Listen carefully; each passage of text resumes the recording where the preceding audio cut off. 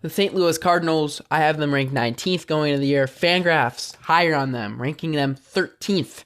The most disappointing team in baseball a year ago. They just played really poorly. They only won 71 games a year ago. And I think they came in last in the division. I can see this team bouncing back. They did add some guys. Lance Lynn, they brought him back to St. Louis. They added him.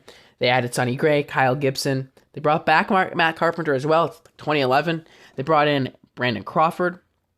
They traded for Andrew Kittredge, who's a solid reliever. Other than that, though, not really much that they've done. They lost Tyler O'Neill. They traded Richie Palacios as well.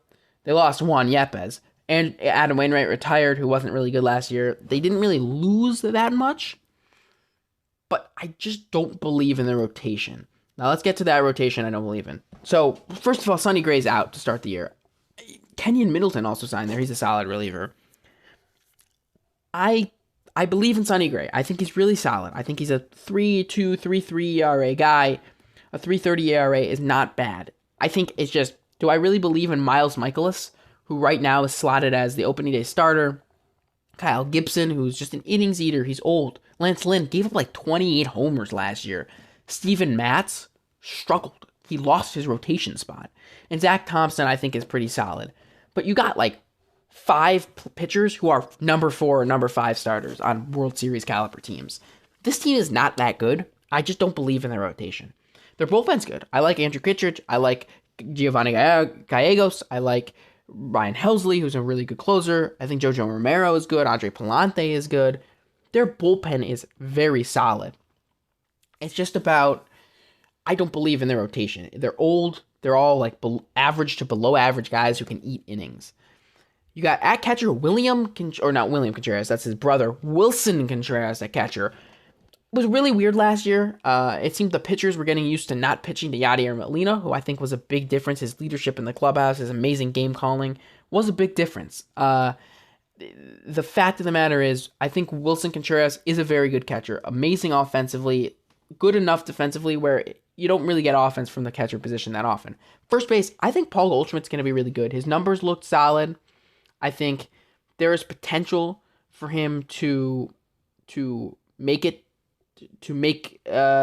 not a case for MVP, but he could be one of the better first basemen in baseball next year. I think Goldschmidt's still very good, despite the fact that, he declined a little bit. At second base, the projections say Nolan Gorman. It's going to be him. Second base, Brendan Donovan's going to play a little bit of second base as well, I believe. I think Brendan Donovan's this other second baseman. Nolan Gorman was really good in 119 games. He had an 805 OPS plus of 117. He hit 27 homers. Only a BABIP of 296, which means this is a sustainable thing. His baseball savant looks good. He worked on his swing in the offseason to try to get rid of his swing and miss problems. I think Nolan Gorman could be the best player on this team next year. Not maybe the best, but one of the best players on this team next year. At third base, you got Arenado, who I think could disappoint people. He struggled last year. People are expecting a bounce back, but he's old. He's older. His peripheral numbers, his StatCast numbers just didn't look as elite as they did in his almost MVP 2022. I think he's more of the 780 OPS guy who has got great defense, but not the greatest of all time anymore. I think he's a solid third baseman, but I think he's on the downturn of his career. At shortstop, it's Brandon Crawford, or is it Mason Wynn?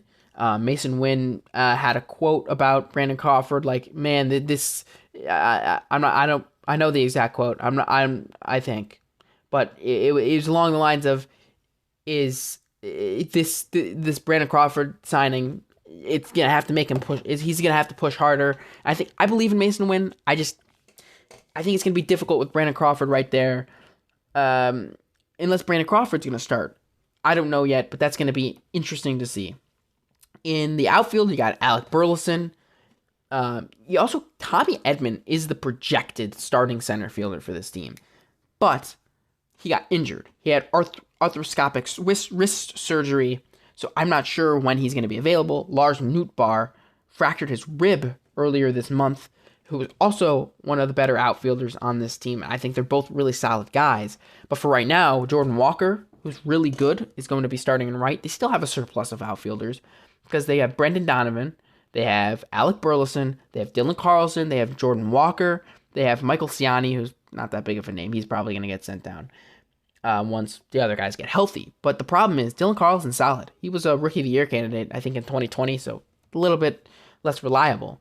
Alec Burleson was okay last year. Brendan Donovan was really solid last year. Jordan Walker was a top prospect and had a 787 OPS a year ago. Jordan Walker came up as a third baseman. The question is going to become, do you maybe not trade Arenado, but when Arenado eventually is worse, do you move Walker back to third to open up outfield space? It's a good question that is a reasonable question to ask. I have the Cardinals bouncing back a little bit, winning 78 games, losing 84, giving them 7 more wins than a year ago. My over-under, in my opinion, should be the over-under 78.5. They were really bad a year ago. They didn't add anything to make me think they're going to bounce back in a big way where they're going to win 90-plus games again.